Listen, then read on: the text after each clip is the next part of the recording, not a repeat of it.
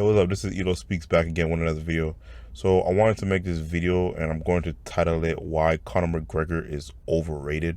I wanted to make this video because of my previous video I made beforehand where it was called ESPN's BS MMA rankings, where they had Conor McGregor ranked number 3 of the top 10 best MMA fighters right now in the UFC.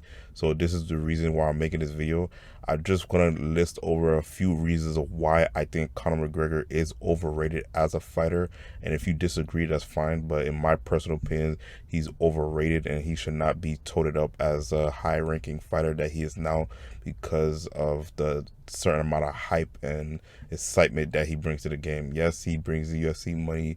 Yes, he's box office. He's exciting to see. He's the most polarizing MMA fighter right now in the UFC, but still, like, there's no way to like boost up his rankings or inflate his fighting ranking that high because of what he like does outside of the UFC. And at the end of the day, it's about what you do in that cage. I don't care about what all that other stuff that he be doing in the cage. Yes, it's entertaining, all the smack talking, the trolling, and the bombastic type of personality that he has. Is like, it's fun, it's exciting. It's like, whoa, crap, what is Conor McGregor gonna do next? But at the same time, what are you doing in the cage to make people be like, damn, that's the best MMA fighter out right now? Now, as regards to that, my first reason is when he's never defended a UFC title, not once. He never ever defended not one single title. The first title he won versus Jose Aldo, after he had beat Jose Aldo the first time in the featherweight division, he never defended that title against anybody. And then after that, he went up in weight to go win the next title against Eddie Alvarez. And then after that, he didn't defend that title at all either. So like, you can't be top 10, let alone like top 5, and never defending your title. You have to have some title defenses behind your belt. That's what I think. You can't just be how are you the best champion and you never defended your throne, your castle, your belt? You can't be that best. Come on, man. My second reason why he's overrated as a fighter is he's like, I wouldn't say he's one dimensional, but he doesn't have a ground game. He's a striker. I mean, well, no, straight that. He's a grappler. And then when it comes to striking, that's where his bread and butter is. He have a strong left hook. He can knock out a lot of people with that. But you could see in terms of a fight, if you know, drag him down to shallow waters, get him tired, within the third round, he gasses out. And then that's when he starts to go in desperation mode. And you saw that when he went to that fight with Nate Diaz. Now, he came back in the second fight and did win, and he went all 5 rounds, and I give him respect for that. But around the third, the fourth, and fifth round, he was kind of, jogging a little bit, trying to avoid Nate, and Nate was trying to take him down. But a couple of the knockdowns that Conor McGregor did get on Nate Diaz that did help him win the fight, and he was striking him. He was using kicks and a lot of other array of striking to really throw Nate Diaz off his game. So I applauded for that. But still, when it comes to that, he's really one-dimensional.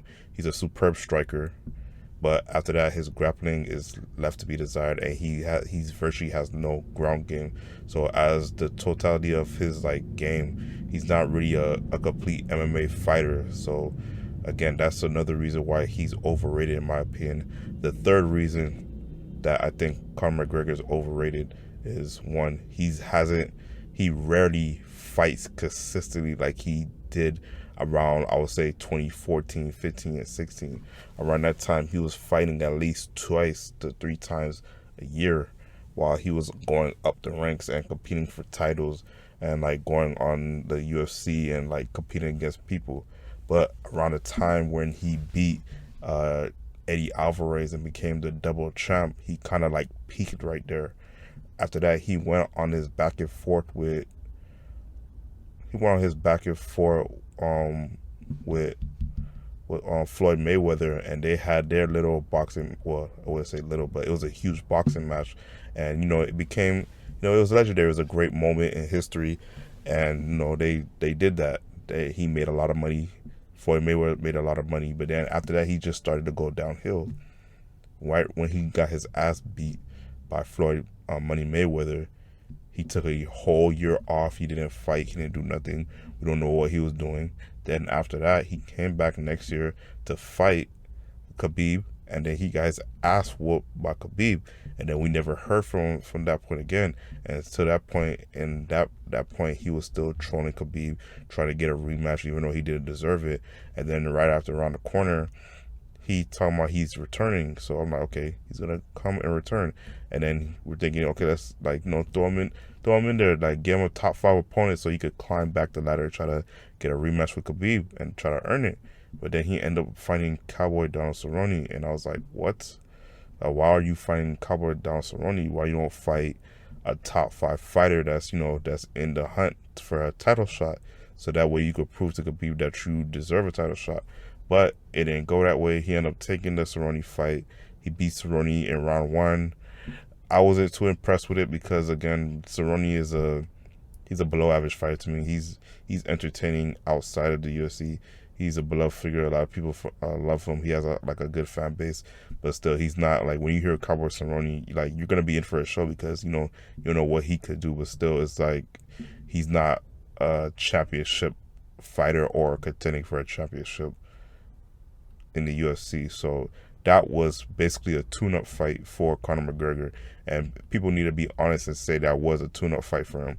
If he would have just came out and said that, it was like whatever. But if he would have fought Poirier or Gaethje or El Kakui, if he would have fought those fighters, then I'm like, okay. But he didn't. He fought Cerrone, so I was like, I'm not taking that seriously. That's and that was the third reason why I would think he was overrated. He hasn't been fighting as consistently as we would like him to be.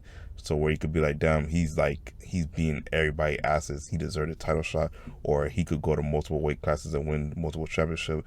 He's not really like fighting on a consistent basis. That's why I think he's overrated as a fighter.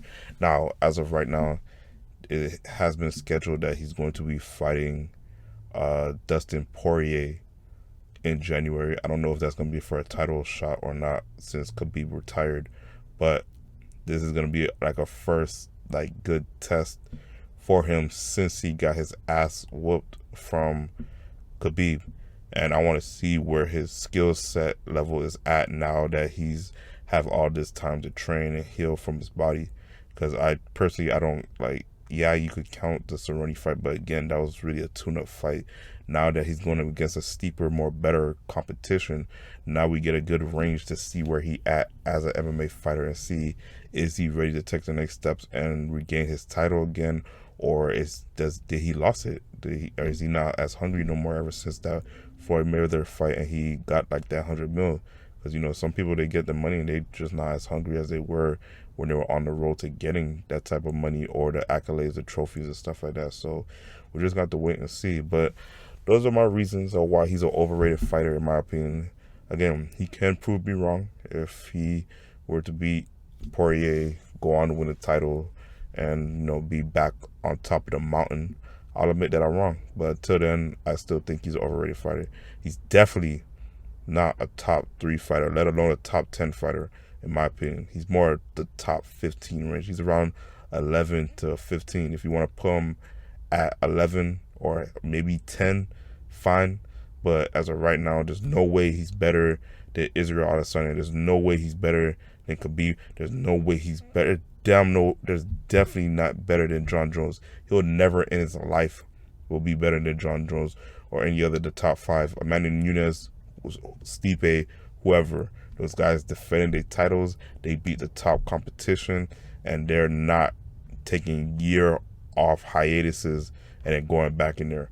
That's why he got stripped of his title. That's why when he came back, he got his ass beat by Khabib, and Khabib has been consistently fighting the top guys, whoever was in front of him. Yeah, he hasn't defended the title as much as someone like John Jones, DJ, or Anderson Silva, but still, he did his job and he's retired. Best of luck to Khabib in his retirement. As for Conor McGregor, we're just going to have to wait and see where he's gonna do. And those are my thoughts and opinions on the matter. Let me know yours down in the comment section down below. This is Edo Speaks out.